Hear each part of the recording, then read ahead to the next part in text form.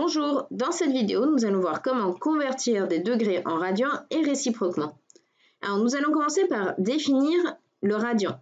Le radian, c'est une unité pour mesurer les angles. Alors, le radian, ça peut être défini comme la mesure de l'angle au centre qui intercepte sur le cercle trigonométrique un arc de longueur 1. Alors, nous avons notre cercle trigonométrique de rayon 1 avec ici un arc de longueur 1 et un angle qui va intercepter cet arc de longueur 1 sur le cercle trigonométrique.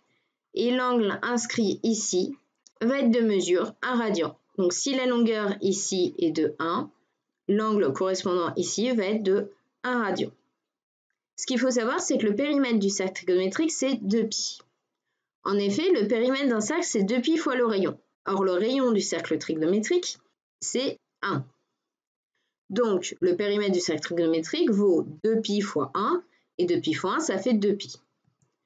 Donc, la longueur ici de mon cercle trigonométrique est de 2π, ce qui signifie, d'après la définition, que l'angle ici, l'angle inscrit ici, mesure 2π radians.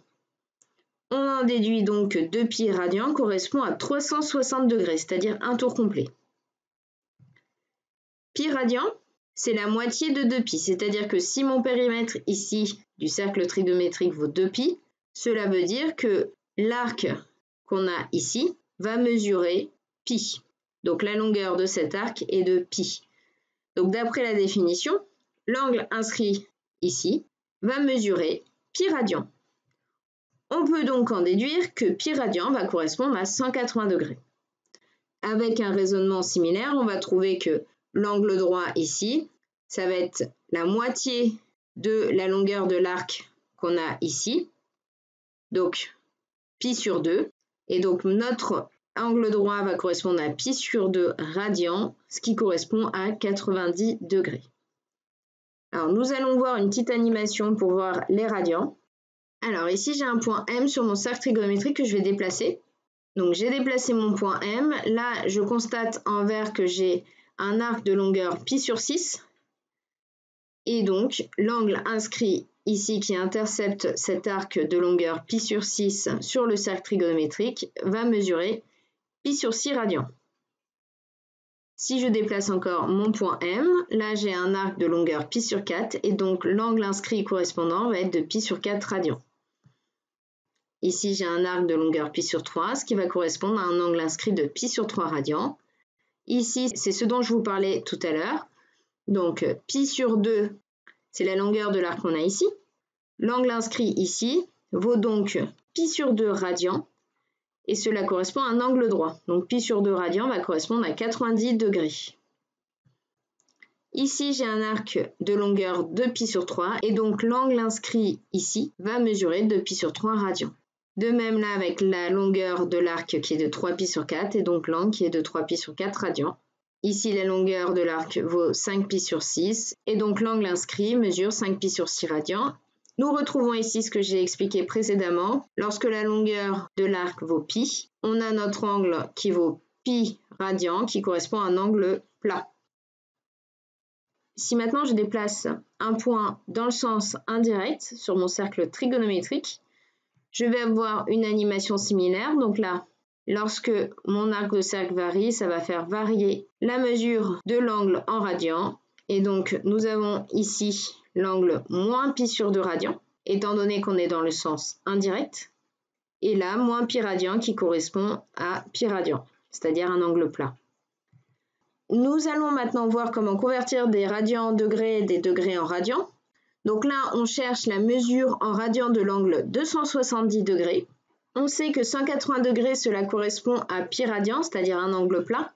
Nous allons donc faire un tableau de proportionnalité. Il y a proportionnalité entre la mesure d'un angle en degrés et la mesure d'un angle en radian. 180 degrés correspond à pi radian. Nous connaissons la valeur de l'angle en degrés, donc nous allons compléter ici par 270 degrés et nous cherchons à quoi cela correspond en radian. Nous allons donc utiliser la règle du produit en croix afin de trouver la mesure en radians. Donc nous cherchons cette valeur-là, notre inconnu c'est cette valeur ici. Donc x est égal à 270 fois pi divisé par 180. 270 fois pi divisé par 180, ça nous donnait la valeur x. C'est la règle du produit en croix. Ce qui nous donne, après simplification, 3pi sur 2.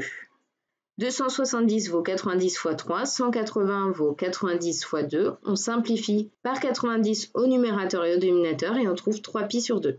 La mesure en radians de l'angle 270 degrés est donc 3pi sur 2 radians. Un autre exemple. Cette fois-ci, nous cherchons la mesure en degrés de l'angle pi sur 5 radians. On sait que 180 degrés correspond à pi radian, donc nous avons le tableau de proportionnalité suivant qu'on va compléter.